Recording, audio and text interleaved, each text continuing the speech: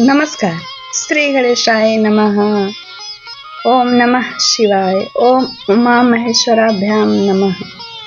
आज मैं श्रावण मास महात्म्य कथा में 10वां अध्याय का हिंदी में अर्थ सुनाऊंगी। श्रावण मास में शनिवार को किए जाने वाले कृत्यों का वर्णन कि शनिवार के दिन कौन कौन से देवता की पूजा करनी चाहिए और उन देवता की पूजा करने से क्या प्राप्त होता है, यह सब बताया गया। प्रमुख 3 देवता की पूजा है, हनुमान जी, शनि महाराज और नृसिंह भगवान। आइए सुनिए उनकी पूजा कैसे करनी चाहिए और क्या प्राप्त होता है, और महिमा सुनने से, श्रावण मास महात्म कथा को सुनने से क्या फल मिलता है, इन सब बातों को सुनिए। और हमारे चैनल को सब्सक्राइब करिए, कथा को लाइक करिए, कमेंट्स के द्वारा हमसे और ईश्वर से जुड़िए और शेयर करके धर्म का प्रचार करिए। आइए सुनिए। ईश्वर बोले सनत कुमार से, हे सनत कुमार, अब मैं आपसे शनिवार व्रत की विधि का वर्णन करूंगा, जिसका अनुष्ठान करने से मंदत्व नहीं होता है। श्रावण मास में शनिवार के दिन नृसिंह शनि तथा अंजनी पुत्र हनुमान, इन तीनों देवताओं का पूजन करना चाहिए। भेद पर अथवा स्तंभ पर नृसिंह की सुंदर प्रतिमा बनाकर हल्दी युक्त चंदन से और नीले, लाल तथा पीले सुंदर पुष्पों से लक्ष्मी सहित जगतपति नृसिंह का भली भांत पूजन करके उन्हें खिचड़ी का नैवेद्य तथा कुंजर नामक शाक का भोग अर्पण करना चाहिए। उसी को स्वयं भी खाना चाहिए और ब्राह्मणों को भी खिलाना चाहिए। तिल का तेल तथा घृत स्नान भगवान नृसिंह को प्रिय है। शनिवार के दिन तिल सभी कार्यों के लिए प्रशस्त है। शनिवार के दिन तिल के तेल से ब्राह्मणों तथा सुवासिन स्त्रियों का उपटन करना चाहिए और कुटुंब सहित स्वयं भी संपूर्ण शरीर में तेल लगाकर स्नान करना चाहिए और उड़द का भोजन ग्रहण करना चाहिए। इससे भगवान नृसिंह प्रसन्न होते हैं। इस प्रकार श्रावण मास में चारों शनिवारों में इस व्रत को करना चाहिए। जो करता है उसके घर में लक्ष्मी पूर्ण रूप से स्थिर रहती हैं और धन धान्य की समृद्धि होती है। पुत्रहीन व्यक्ति पुत्र वाला हो जाता है और इस लोक में सुख भोग कर अंत में वैकुंठ को प्राप्त करता है। नृसिंह की कृपा से मनुष्य की दिशाओं में व्याप्त रहने वाली उत्तम कृति होती है। हे सौम्य, मैंने आपसे नृसिंह का यह उत्तम व्रत कहा। हे सनत कुमार, अब शनि की प्रसन्नता के लिए जो करना चाहिए उसे सुनिए। एक लंगड़े ब्राह्मण और उसके अभाव में किसी अन्य ब्राह्मण के शरीर में भी तेल का तेल लगाकर उसे उष्ण जल से स्नान कराना चाहिए और श्रद्धा युक्त होकर नृसिंह के लिए बताए गए अन्न यानी खिचड़ी को उसे खिलाना चाहिए। तत्पश्चात तेल, लोहा, काला तिल, काला उड़द, काला कंबल प्रदान करना चाहिए। इसके बाद व्रती यह कहे कि मैंने यह सब शनि की प्रसन्नता के लिए किया है। शनि देव मुझ पर प्रसन्न हो। तदंतर तिल के तेल से शनि का अभिषेक कराना चाहिए। उनके पूजन में तिल तथा उड़द के अक्षत प्रशस्त माने गए हैं। हे मुने, अब मैं शनि का ध्यान बताऊंगा, आप सावधान होकर सुनिए। शनैश्चर कृष्ण वर्ण वाले हैं, मंद गति वाले हैं, काश्यप गोत्र वाले हैं, सौराष्ट्र देश में उत्पन्न हुए हैं, सूर्य के पुत्र हैं, वर प्रदान करने वाले हैं, दंड के समान आकार वाले मंडल में स्थित हैं, इंद्र नील मणि तुल्य कांति वाले हैं, हाथों में धनुष बाण त्रिशूल धारण किए हुए हैं, गिद्ध पर आरूढ़ हैं, यम इनके अधिदेवता हैं, ब्रह्मा इनके प्रत्यधि देवता हैं। ये कस्तूरी अगुरु का गंध तथा गुग्गल का धूप ग्रहण करते हैं। इन्हें खिचड़ी प्रिय है। इस प्रकार ध्यान की विधि कही गई है।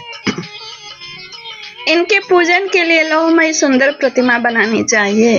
हे द्विश्रेष्ठ, इनके निमित्त की गई पूजा में कृष्ण वस्तु का दान करना चाहिए। ब्राह्मण को काले रंग के 2 वस्त्र देने चाहिए और काले बछड़े सहित काली गौ प्रदान करनी चाहिए। विधि पूर्वक पूजा करके इस प्रकार प्रार्थना तथा स्तुति करनी चाहिए। आराधना से संतुष्ट होकर जिन्होंने नष्ट राज्य वाले राजा नील को उनका महान राज्य पुनः प्रदान कर दिया, वे शनिदेव मुझ पर प्रसन्न। नील अंजन के समान वर्ण वाले, मंद गति से चलने वाले और छाया देवी तथा सूर्य से उत्पन्न होने वाले उन शनैश्चर को मैं नमस्कार करता हूँ। मंडल के कोण में स्थित आपको नमस्कार है। पिंगल नाम वाले आप शनि को नमस्कार है। हे देवेश मुझ दीन तथा शरणागत पर कृपा कीजिए। इस प्रकार स्तुति के द्वारा प्रार्थना करके बार बार प्रणाम करना चाहिए।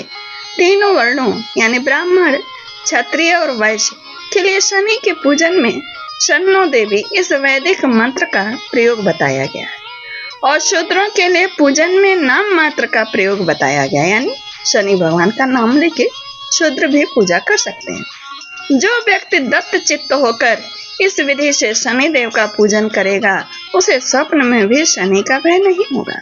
हे विप्र, जो मनुष्य श्रावण मास में प्रत्येक शनिवार के दिन भक्ति पूर्वक इस विधि से इस व्रत को करेंगे उन्हें शनैश्चर कृत लेश मात्र भी कष्ट नहीं होगा। जन्म राशि से पहले, दूसरे, चौथे, पांचवें, सातवें, आठवें, नौवें अथवा 12वें में स्थित शनि सदा कष्ट पहुंचाता है।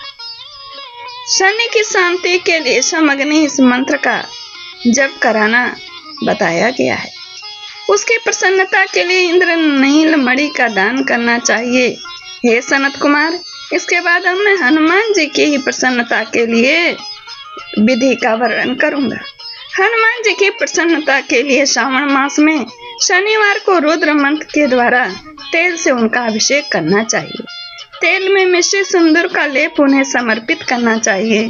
जपा कुसुम की मालाओं से, आक यानी धतुर की मालाओं से, मदार पुष्प की मालाओं से, बटक, बड़े के नैवेद्य से तथा अन्य उपचारों से भी यथाविधि अपने वित्त सामर्थ्य के अनुसार, यानी जो आपके पास धन हो उसके हिसाब से श्रद्धा भक्ति से युक्त होकर अंजनी पुत्र हनुमान जी की पूजा करनी चाहिए।